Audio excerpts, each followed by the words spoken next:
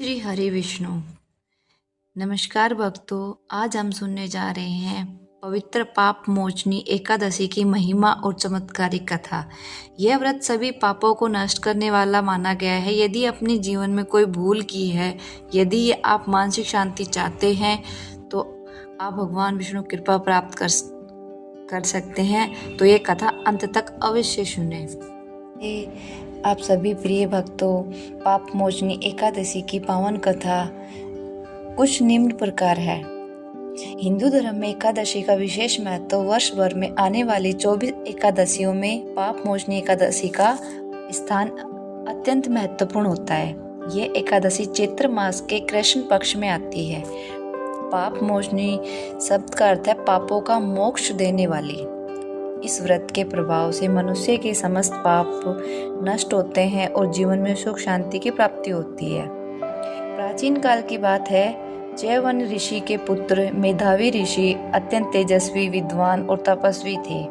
वे गहन वन में कठोर तपस्या करते थे। उनका मन सदैव भगवान विष्णु के ध्यान में लीन रहता था। उनकी तपस्या इतनी प्रबल थी कि वे देवलोक में भी उनका प्रभाव महसूस होने लगा। देवराज इंद्र को भय हुआ कि कहीं उनका तपस्या, उनका इंद्रासन संकट में ना पड़ जाए। इंद्र ने स्वर्ग की सुंदर अप्सरा मंजू घोषा को आदेश दिया कि वह मेधावी ऋषि को तपस्या भंग करे। मंजू घोष अत्यंत रूपवती और नृत्य संगीत में निपुण थी। वह वन में पहुंची और मधुर वीणा बजाने लगी। उसके स्वर इतने मोहक थे कि वातावरण सुगंध और मधुरता से भर गया। धीरे धीरे मेधावी ऋषि का मन विचलित होने लगा। उन्होंने आंखें खोली और मंजू घोषा के सौंदर्य पर मोहित हो गए। मंजू घोषा ने मधुर वचनों और संघर्षों आकर्षण के रूप में ऋषि का मन जीत लिया। धीरे धीरे ऋषि अपनी तपस्या भूल गए और वर्षों तक उसके साथ समय बिताने लगे। समय का भान उन्हें नहीं रहा। जो तपस्वी कभी भगवान के ध्यान में लीन रहते थे, वे आज सांसारिक मोह में बंध गए। एक दिन अचानक ऋषि को अपनी गलती का एहसास हुआ। उन्होंने देखा कि कई वर्ष बीत चुके हैं। क्रोध और पश्चाताप में भरकर उन्होंने मंजू घोषा को श्राप दिया कि वह पिशाचिनी बन जाए। साफ सुनकर मंजू घोषा भयभीत हो गई। उसने ऋषि से क्षमा याचना की, प्रार्थना की और उसके अपराध के लिए दया की भीख मांगी। ऋषि का हृदय पिघल गया। उन्होंने कहा, तुम पाप मोचनी एकादशी का व्रत करो, इससे तुम सभी पापों से मुक्ति मिलेगी।